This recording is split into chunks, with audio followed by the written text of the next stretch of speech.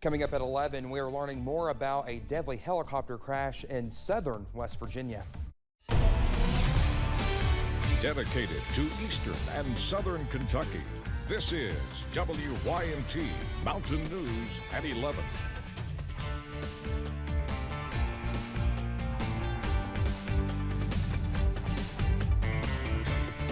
Good evening, I'm Dakota Makris. We'll have a look at your forecast here in just a minute. But we begin tonight with a developing story out of Logan County, West Virginia. Federal Aviation Administration officials say 6 people were aboard a helicopter similar to this one.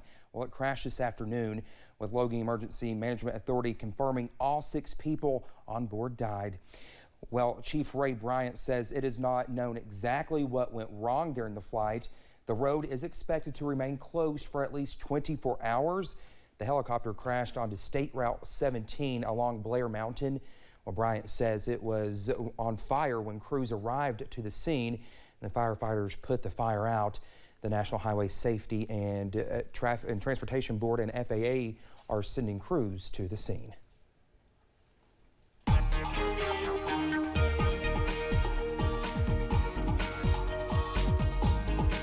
Well, it was a bit of an active evening for some of us around the mountains tonight. After a very hot day, we did have, some of us at least, see a few thunderstorms. Some of those were on the strong to severe side. But the good news is those are all gone and all is quiet as we head into tonight. High knob camera UVA-wise, you see some of the raindrops still on the lens there as we slowly dry things out. In the mid-60s now. We're in the mid-70s at London Corbin Airport, where again, we're all dry. Highs today before the storms hit. Man, was it toasty. How about 95 at many of our locations? Jackson, Hazard, London, Somerset, Monticello, Jonesville, Middlesboro all hit 95 today. Look up in the River City. Louisville hit 100 today for the first time in a decade. They reached the century mark today. Right now, things are cooler. Many of us in the low to mid 70s on the backside of that cold front working through. It hasn't quite made it through southern Kentucky, southwest Virginia yet. They're still in the 80s in Jacksboro, Middlesboro, and in Jonesville. Dew points still up there. You see the dry air not too far away. Storm reports, well, we did have a few trees down in the Mountain Parkway corridor and a few more not far from downtown Hazard. Had one there in Letcher County, one in Wayne County, and a couple in Wise County, Virginia. But the good news is it has not been a widespread damaging wind event like we saw on Friday afternoon. Still a few showers out there, but most of the heavy-duty weather has shifted on off to the east, and that's where it'll stay as we head through the nighttime hours tonight. We're still technically running along in south of the Highway 80 Hal Rogers Parkway corridor under that level 1 marginal risk for severe weather, but we're going to finish that off as we head through tonight. Near 70 for most of us. Showers and storms still possible. Now I've got the very latest on when we could see more warm air and then eventually some more quiet weather coming up in just a few minutes. Dakota? All right, Evan, thank you. Well, a full tank of gas will take you anywhere from 200 to 400 miles. Well, that depends on your car or truck. And now some Kentuckians are staying closer to home when they go on vacation. WYMT's Zach Hawk explains.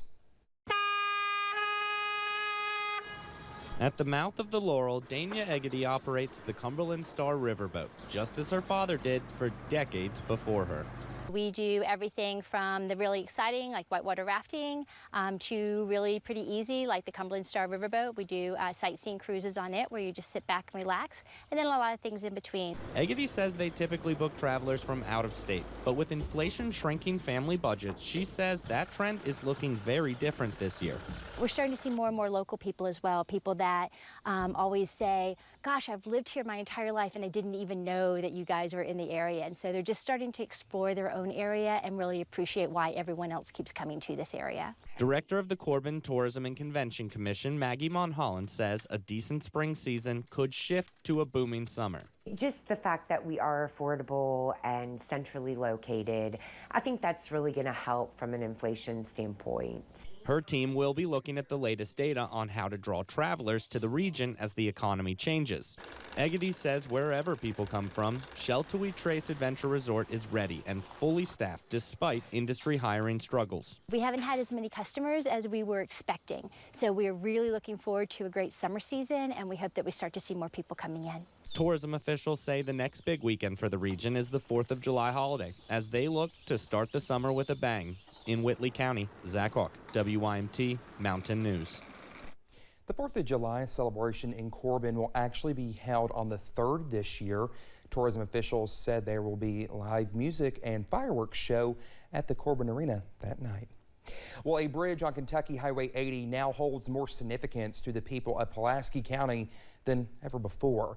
Pulaski County Sheriff Sam Catron was killed 20 years ago outside the Shottville Stab Volunteer Fire Department, and today community members and Catron's loved ones gathered there to help honor his memory, naming the bridge just above the fire station after him.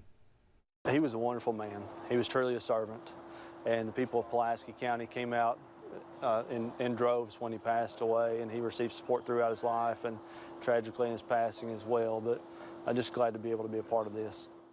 Community members say the decision to have the memorial at the fire station was a way to bring both the fire department and the sheriff's department together. Well, we now know the inductees to the 2022 Kentucky Recovery Hall of Fame. Former governors Steve Beshear and Ernie Fletcher are recipients of the Congressman Hal Rogers Award. It recognizes politicians who have advocated for legislation and public policies to address the addiction crisis. Mike Berry is the recipient of the J. Davidson Award, which recognizes a person in recovery. And finally, DV8 Kitchen in Lexington is the Kentucky Recovery Hall of Fame's inaugural Employer of the Year. It recognizes a business that has championed second chance employment and helped to reduce the stigma around recovery in the workplace. Shaping Our Appalachian Region, or SOAR, is working with partners to help show future nurses a glimpse into their careers. Appalachian Nursing Academy wraps this week, closing out on 2 weeks of on-campus programming at the University of Pikeville. The program offers juniors and seniors from Kentucky's Appalachian counties an opportunity to get hands-on experience and mentoring as they look at a possible future in nursing. I think a lot of them coming in, we're still, they know that nursing was a field they were interested in, healthcare was something they might want to learn more about, but now that we're almost a week and a half in, a lot of them are like, yes, this is something I want to do. Well, the students will take part in a celebration Friday, during which they will receive certificates of completion, academic scholarships, and more. Organizers hope to bring this program back in the future. One of the more prominent defendants charged in the Capitol riot was sentenced to 90 days in jail Wednesday. Derrick Evans is a former West Virginia state legislator from Wayne County who used Facebook Live to stir up the crowd on January 6th. Well, the Justice Department called him a leader in his state, a leader on social media, and a leader in the riot. Evans was forced to resign from the West Virginia State House after serving just 40 days. Following his incarceration, Evans will have to serve 3 years of supervised release and pay a $2,000 fine. Evans apologized in court, saying his actions were, quote, a momentary lapse in my judgment, end quote. Well, deputies in Laurel County are investigating a deadly single-car crash that happened this afternoon. A news release says the crash happened on Kentucky 1394 when a car ran into a fence before turning over, throwing 2 passengers out and trapping another 2 inside. A 5th person was pronounced dead at the scene by the Laurel County coroner. 3 of the victims were taken to UK Medical Center in a helicopter. Officials say 1 had life-threatening injuries, 2 had serious injuries, and 1 was uninjured. An investigation into this crash is ongoing, and of course, we'll keep you updated. Just yesterday, a man died in Laurel County after crashing into a tractor trailer. Well, and last week, there were 2 deadly motorcycle crashes in Richmond and another in Lexington. Kentucky state law requires all riders under 21 wear a helmet, but AAA recommends all motorcycle riders wear a helmet, regardless of their age. It is recommended you wear closed-toed shoes and other protective clothing to better protect yourself in the event of a crash. And we can expect to see even more motorcycles out than ever before this summer. With gas prices being what they are, we can expect more people to be using motorcycles for their modes of transportation because it's more economical for them than driving, a regular car or SUV. And so we are going to probably see more motorcycles on the roadway. Officials say their #1 tip for everyone, whether you're riding on a motorcycle or driving a car, is to stay aware and, of course, stay off your cell phone. Kentuckians can visit a new office in Pikeville for a full array of driver licensing services, regardless of their county of residence.